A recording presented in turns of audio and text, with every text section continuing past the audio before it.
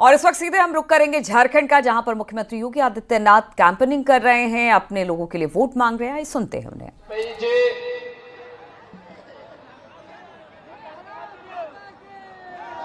Bharatiya Janata party के कोडरमा से लोकप्रिय प्रत्याशी डॉक्टर नीरा यादव जी, बरकट्टा विधानसभा क्षेत्र से भारतीय जनता पार्टी के लोकप्रिय प्रत्याशी श्री अमित यादव जी, प्रदेश महामंत्री श्री मनोज सिंह जी, जिला अध्यक्ष अनूप जोशी जी, भारी संख्या में आज की इस चुनावी सभा में उपस्थित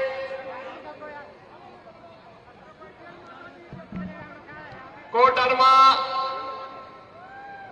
बरकट्टा और इस क्षेत्र से जुड़े हुए सभी मेरे उपस्थित बहनों और भाइयों,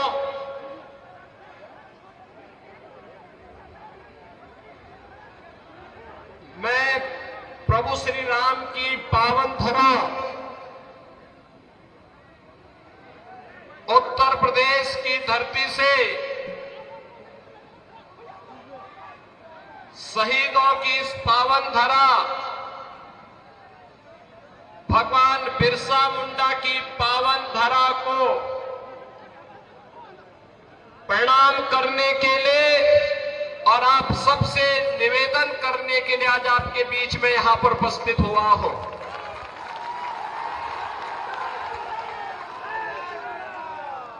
दीपावली का पर्व आपने भी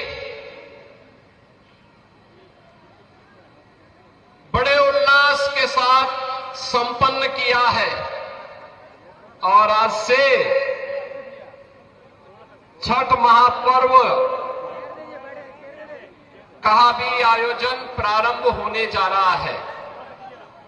आप सबको मैं छठ की हृदय से बधाई देता हूं और छठी माई आप सबके जीवन में खुशहाली लाए, इसकी भी प्रार्थना करता हूं। बहनों और भाइयों, आपने अभी पिछले दिनों हरियाणा विधानसभा के चुनाव के परिणाम को देखा होगा। हरियाणा के चुनाव के पहले सभी लोग क्या बोलते थे और जब चुनाव के परिणाम आए तो अकेले भारतीय जनता पार्टी 2/3 से अधिक सीट जीती और कांग्रेस धराशायी हो गई। हरियाणा के लोगों से जब पत्रकारों ने पूछा कि चुनाव के पहले तो लगता था कि कांग्रेस और उसके सहयोगी जीतेंगे, ये कैसे हुआ, तो हरियाणा की जनता ने कहा कि विकास, सुरक्षा,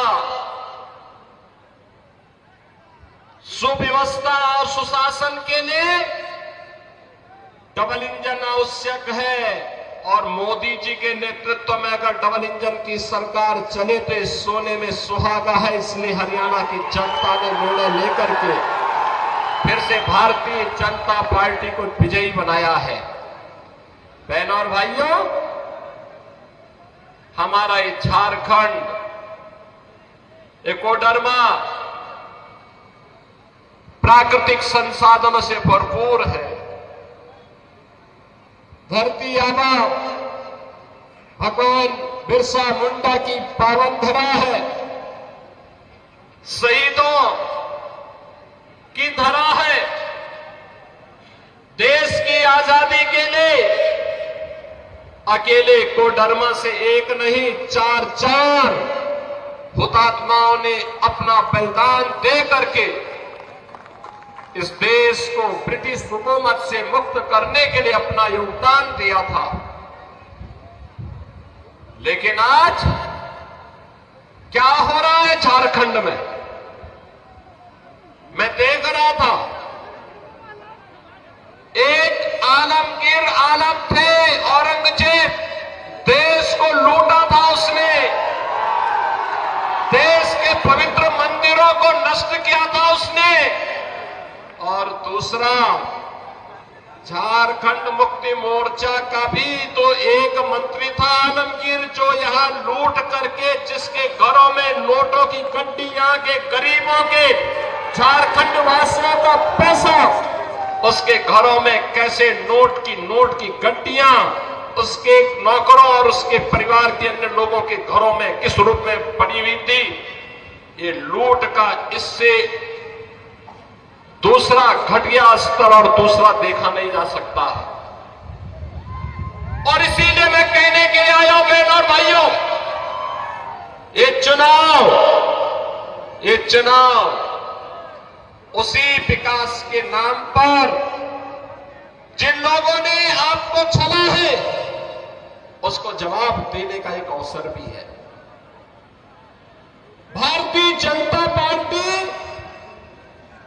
जहां कहीं पर भी भारतीय जनता पार्टी की सरकारें हैं, उन्होंने विकास का एक मॉडल दिया, उन्होंने विरासत का सम्मान किया। आप यही सोचिए, 1947 में देश आजाद हुआ था, कांग्रेस को देश की जनता ने शासन करने का अवसर दिया था, एक लंबे समय तक उन्होंने शासन किया था। लेकिन क्या कभी किसी ने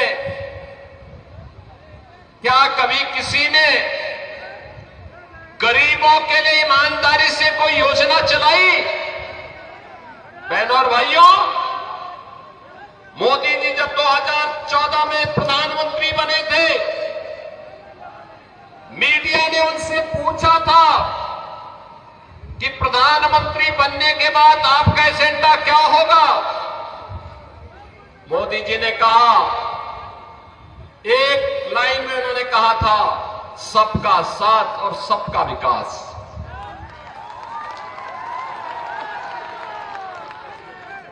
जाति, मत और मजहब के आधार पर नहीं, क्षेत्र और भाषा के आधार पर नहीं, बल्कि हर गांव का विकास होगा, हर नगर का विकास होगा, गरीब, किसान, नौजवान, महिलाएं, इन सब का विकास होगा। देश की सुरक्षा के साथ कोई भी समझौता नहीं होगा। देश का सुरक्षा का मॉडल क्या होना चाहिए, ये आज आप देख रहे होंगे। कांग्रेस की सरकारें हुआ करती थी, तब चीन हमारे देश के अंदर घुसता था, और आज आप देख रहे होंगे, समाचार रोज पढ़ रहे होंगे, आज चीन की सेनाएं पीछे हट रही हैं और वहां पर भारत की सेना गश्त कर रही है। पाकिस्तान तो अब भारत का नाम सुनकर के ही कंपकपी शुरू हो जाती है। पाकिस्तान को जैसे लगता है, अब जब उसको कहीं सुनवाई नहीं होती तो यूएन में कहता है, उसको सपने आते हैं, कहता है कि भारत कभी भी हम पे हमला कर सकता है, हमारी जान बचाओ। सरकार तो ऐसे ही होनी चाहिए, दुश्मन के दिल को दहला सके, और यही आज भारत की सरकार कर रही है। बहनों और भाइयों, देश की सुरक्षा हो या आंतरिक सुरक्षा, आप सोचो, ये कांग्रेस और उसके सहयोगियों ने कश्मीर की समस्या दी थी, मोदी जी ने धारा 370 समाप्त करके कश्मीर की समस्या का समाधान कर दिया। कांग्रेस ने गरीबों को भूखा मरने के लिए छोड़ दिया था, किसानों को आत्महत्या करने के लिए मजबूर कर दिया था। कांग्रेस हो या झारखंड मुक्ति मोर्चा या आरजेडी, इनको जब भी अवसर मिला, इन्होंने गरीबों के पेट पर लात मारने का काम किया, किसानों को आत्महत्या करने के लिए मजबूर किया, नौजवानों को पलायन करने के लिए मजबूर किया, प्राकृतिक संसाधनों पर लूट मचाने का इन्होंने कार्य किया। यही तो करते रहे। प्राकृतिक संसाधनों से भरपूर यह क्षेत्र अपराध की खदानों के लिए जाना जाता है। यहां पर तमाम नए प्राकृतिक संसाधन मौजूद हैं, प्रकृति की गोद में मौजूद हैं, लेकिन नियत सही हो। एक गरीब को एक ट्रॉली बालू नहीं मिलता घर बनाने के लिए, लेकिन बालू माफिया इस सरकार का संरक्षण प्राप्त करके फल फूल रहे हैं। शराब माफिया फल फूल रहे हैं, वन माफिया और भू माफिया सिर तान करके चल रहे हैं। और इसी ने कहने के लिए आए हैं, ये माफिया का उपचार केवल भाजपा है, भाजपा।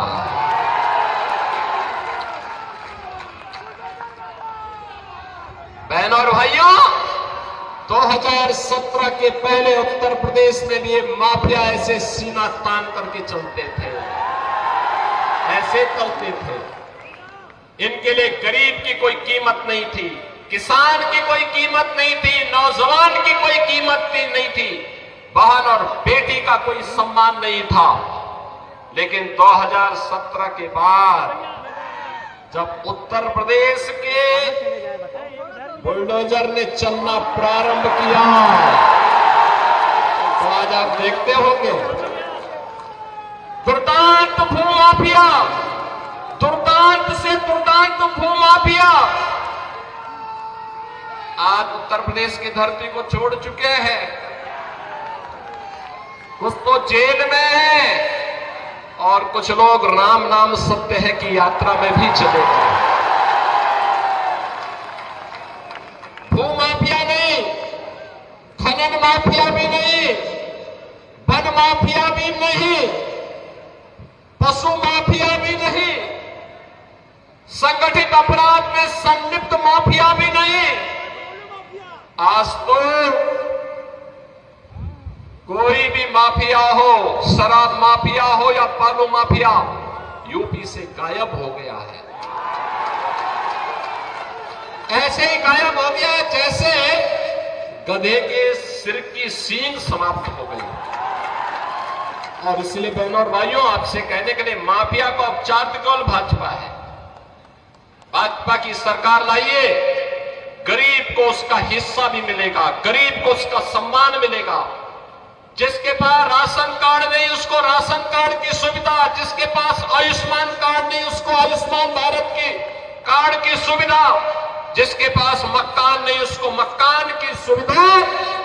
और देश के अंदर एक तरफ मोदी जी के नेतृत्व में एनडीए का गठबंधन है और दूसरी तरफ कांग्रेस के नेतृत्व में झारखंड मुक्ति मोर्चा और आरजेडी जैसा इंडी गठबंधन भी है।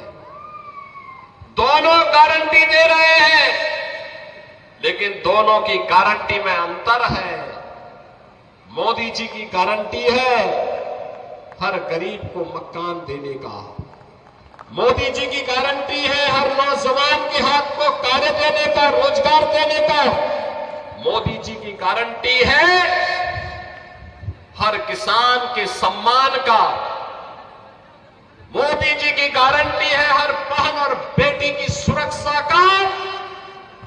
और उनके लिए वे योजनाएं जो उनके हित के लिए आगे बढ़ रही है, उन योजनाओं को प्रभावी ढंग से यहां पर लागू करने का जो 5 गारंटी यहां के लिए भारतीय जनता पार्टी ने दी है। लक्ष्मी जोहार योजना, सभी घरों में 500 रुपए में एलपीजी के भरा हुआ सिलेंडर उपलब्ध करवाना और साल में 2 फ्री में सिलेंडर उपलब्ध, भरा हुआ सिलेंडर भी मुफ्त में उपलब्ध करवाना। गोगो दीदी योजना, ये भी भाजपा की गारंटी है, मोदी जी की गारंटी है। कि झारखंड की हर महिला के खाते में हर महीने की 11 तारीख को 2100 रुपये 2100 रुपये तक की वित्तीय सहायता पहुंचा देना। 21 लाख परिवारों को मिलेगा अपना पक्का घर और सभी परिवारों को घर निर्माण के लिए मिलेगा मुफ्त बालू। यानी ये भाजपा कहती है कि हम मुफ्त बालू घर निर्माण के लिए देंगे और बालू माफिया का सफाया कर देंगे। युवा साथी भत्ता, जिन्होंने स्नातक स्नातकोत्तर की डिग्री प्राप्त कर ली, जिन युवाओं को डिग्री प्राप्त करने के पहले 2 वर्ष में अगर उन्हें कोई नौकरी नहीं मिलती है तो प्रत्येक माह 2000 रुपये की गारंटी भी भाजपा आपको दे रही है, एनडीए आपको दे रहा है। और बहनों और भाइयों, इसके साथ ही जो यहां पर भर्तियां ये नहीं कर पाए थे, सरकारी नौकरी नहीं दे पाए थे, पहले ही कैबिनेट में निर्णय लेकर के भारतीय जनता पार्टी ने कहा है उन युवाओं के लिए नौकरी का पिटारा लेकर के भी भारतीय जनता पार्टी झारखंड के अंदर ही लेकर के आएगी। झारखंड के अंदर 5 साल में 5 लाख नौजवानों के लिए नए रोजगार उपलब्ध करवाने के कार्यक्रम को भी भारतीय जनता पार्टी आगे बढ़ाने की बात कर रही है। और इसलिए बहनों और भाइयों, आज मैं आपके बीच आया हूं आपसे कहने के लिए, भारतीय जनता पार्टी देश की सुरक्षा की गारंटी है। भारतीय जनता पार्टी देश के स्वाभिमान की गारंटी है। भारतीय जनता पार्टी युवाओं के रोजगार की गारंटी है। भारतीय जनता पार्टी महिलाओं के लिए सम्मान और स्वावलंबन की गारंटी है। भारतीय जनता पार्टी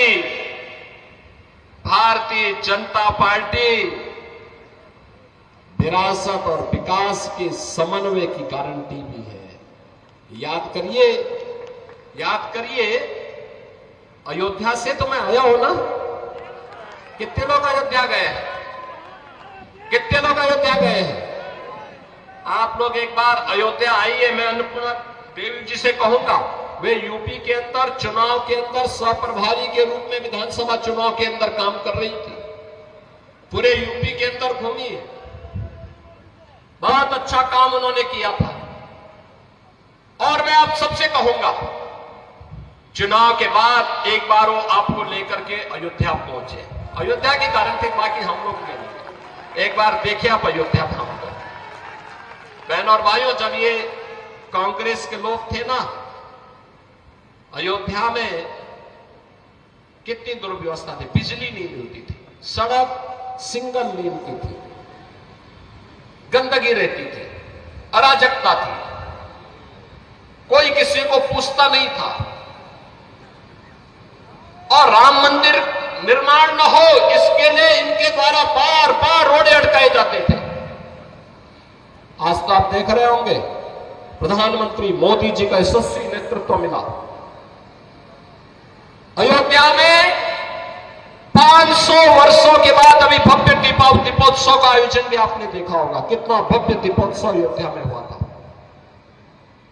500 वर्षों के बाद प्रभु रामलला अपने धाम में विराजमान हो गए और भारतवासी का सीना गर्व के साथ आज चढ़ा हुआ है इस बात को लेकर के कि हमारे प्रभु राम अपनी जन्मभूमि पर 500 वर्षों के बाद फिर से विराजमान हो चुके हैं। हर भारतवासी के लिए इससे ज्यादा सम्मान और क्या हो सकता है। बहनों और भाइयों, और हम लोगों ने कहा है, आज आप जाइए अयोध्या में, जिस ओर जाएंगे 4 लेन की सड़क मिलेगी और एक इंटरनेशनल एयरपोर्ट का निर्माण भी वहां हो गया है। इंटरनेशनल एयरपोर्ट का नाम महर्षि वाल्मीकि के नाम पर है।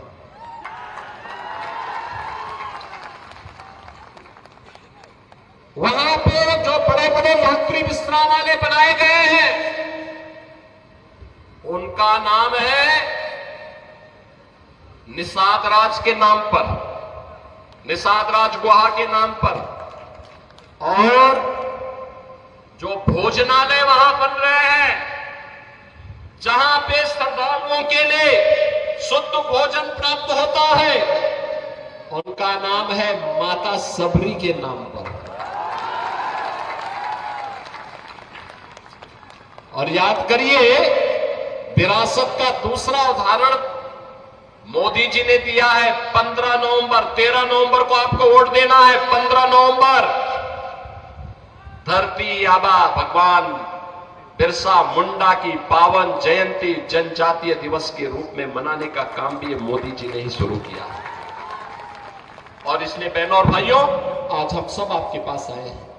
विरासत और विकास का समन्वय कैसे होना चाहिए, सुरक्षा और सुशासन का बेहतर समन्वय कैसे होना चाहिए, ये केवल और केवल भाजपा इसका उदाहरण प्रस्तुत कर सकती है।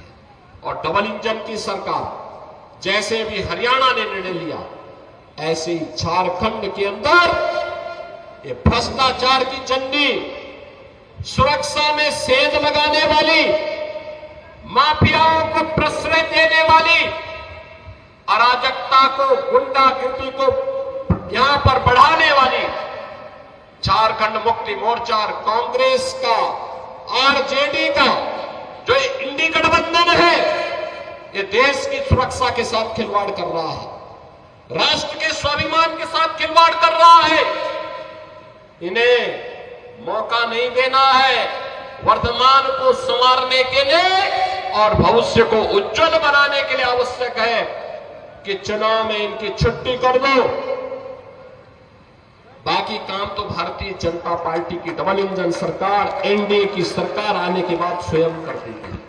और इसीलिए आज मैं आप सबसे कहने के लिए आया हूं, जब अयोध्या में प्रभु रामलला के भव्य मंदिर के निर्माण के कार्यक्रम को पूरा करने के बाद मोदी जी के कर कमलों से रामलला 500 वर्षों के बाद अपनी जन्मभूमि पर विराजमान हुए, तब मोदी जी ने एक बात कही थी।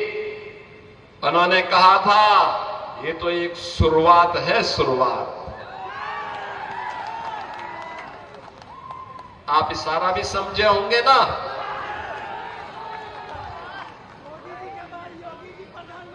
ये शुरुआत है अयोध्या में रामलला की अपने धाम में वापसी।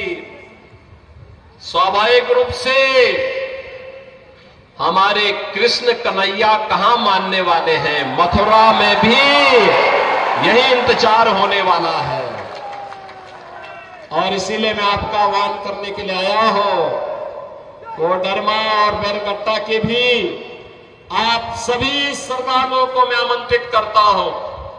काशी में भी, अयोध्या में भी और मथुरा में भी दर्शन करने के लिए पधारिए। भारतीय जनता पार्टी को झारखंड में फिर से पूर्ण बहुमत की सरकार बनाने के लिए अपना आशीर्वाद दीजिए।